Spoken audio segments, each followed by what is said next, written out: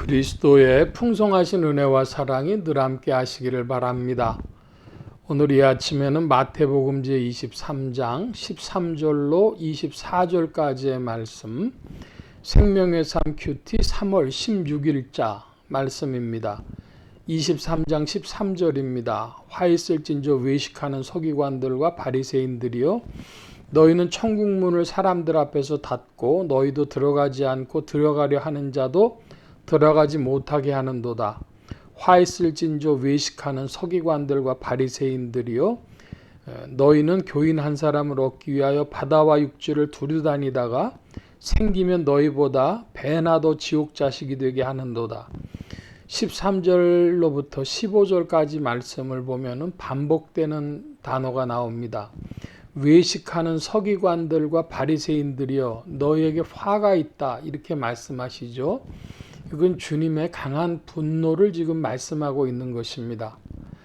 오늘 말씀에서 바로 이 서기관들과 바리새인들에 대해서 주님이 얼마나 분노하셨는지가 잘 나오고 있는데, 16절 말씀을 봅니다.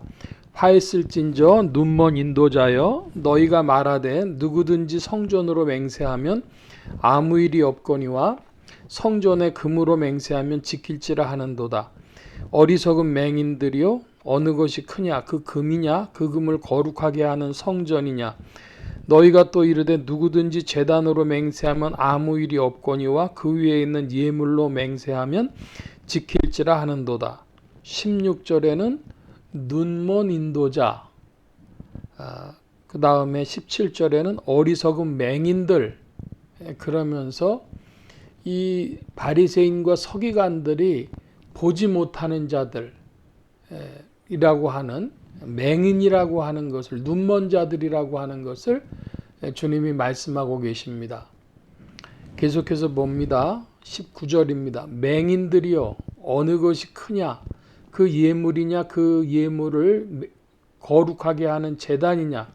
그러므로 제단으로 맹세하는 자는 제단과 그 위에 있는 모든 것으로 맹세하며, 또 성전으로 맹세하는 자는 성전과 그 안에 계신 이로 맹세하며, 또 하늘로 맹세하는 자는 하나님의 보좌와 그 위에 앉으신 이로 맹세함이니라. 화 있을진저 외식하는 서기관들과 바리새인들이요, 너희가 박하와 회당과 근처에 11조는 들이되 율법에 더 중한 바 정의와 긍휼과 믿음은 저버렸도다. 그러나 이것도 행하고 저것도 버리지 말아야 할지니라. 맹인된 인도자여, 하루살이는 걸러내고 낙타는 삼키는도다. 주님께서 계속 반복해서 말씀하시는 것은 외식하는 서기관들과 바리새인들이여, 또 맹인된 인도자여, 너희에게 화가 있다, 이렇게 계속해서 말씀하십니다. 그러므로 오늘 본문에는 다른 내용보다도 주님의 분노를, 이 서기관과 바리새인들을 향한 주님의 분노를 느끼는 그런 본문 읽기가 되어져야 할 줄 압니다. 또 하나 말씀드릴 것이 있다면 11조에 관한 것인데요. 너희가 박하와 근채와 회양의 11조는 들이되 더 중한 바, 율법에 더 중한 바 정의와 긍휼과 믿음은 버렸다 하십니다. 자, 이것은 무슨 말씀인가 그러면, 하나님 이제 11조 문제를 가지고 얘기를 하면 11조 왜 드리는 것이냐, 그것부터 우리가 이해를 해야 되겠습니다. 11조를 하나님께 드림은 만물에 대한 하나님의 주권, 그리고 나의 삶에 대한 하나님의 주권을 시인하는 것으로 드리는 겁니다. 우리가 국가에 11조를 국가의 세금을 드리는 것처럼 11조를 드리는 것은 하나님 나라의 주권에 복종하는 표로서, 하나님 나라의 주권을 시인하는 표로서 드리는 것이다. 그것을 먼저 이해해야 되겠고, 두 번째로 신약 시대의 11조는 자유롭게 한다 하는 것이 법입니다.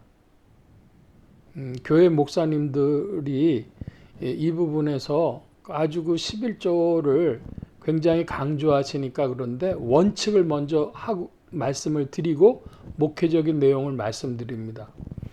11조의 원칙은 자유롭게 드린다. 자기 자신의 자원에서 드린다. 이것입니다. 그러면 11조에 구체적으로 오늘 신앙인들이 어떻게 할까? 내가 교회 생활을 하면서 11조를 자원해서 드리고 하나님 나라를 시인하는 표로서 드리는데 그럼 구체적으로 뭐 어떻게 하라는 소리요? 이런 목회적인 이야기가 되겠습니다. 어떤 사람은 예수 믿고 얼마 안 있어서 그 물질 문제에 11조의 믿음이 나지 않는 사람들이 있습니다.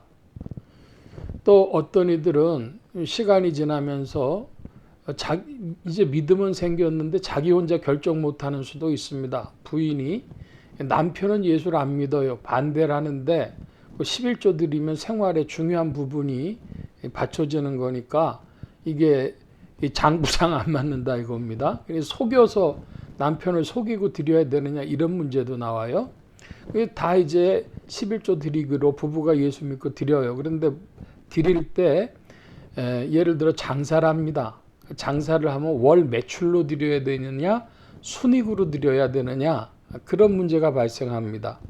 저 자신이 옛날에 동대문에 이화대학병원이 있었을 때에 그 근처 분식점에 들어갔다가 그 주인한테 질문을 받았어요. 목사님들이신 것 같은데 11조 어떻게 해야 됩니까? 매출로 드려야 됩니까? 순이익으로 드려야 됩니다. 그래가지고 11조를 자유롭게 하는 것이 원칙입니다. 그런데 어떤 분들은 생활의 11조라고 해서 그저 자기가 작정해서 떼기도 하고 어떤 분들은 순이익의 11조를 드릴 수도 있는데 정말로 큰 사업을 하시는 분은 매출의 11조를 띄어도 자기 생활에 지장은 없을 겁니다. 그러니까 각자 믿음대로 하시면 되고 저한테 그걸 꼭 찍어달라고 한다면 이 분식점을 하시니까 그 뭐 매출의 11조 하시면 생활비가 쪼들리지 않겠습니까? 순이익의 11조 하시죠. 제가 그렇게 말씀을 드린 적이 있어요. 자, 근데 이제 이것이 조금 더 들어가서 목회적으로 조금 더 들어가서 개인을 넘어서 교회적으로 될 때 교회 재정은 어디에 쓰냐는 것이죠. 어떻게 모이고 어떻게 쓰여져야 되느냐 하는 것입니다. 그것은 이제 성도들이 자원해서 하나님 앞에 드릴 때 우리 교회가 어떻게 재정이 되어져야 되는가?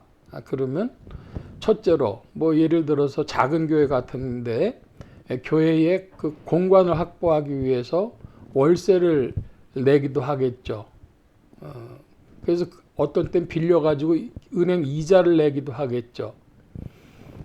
또 목사님 생활비, 목회자들 생활비가 있어야 되겠죠.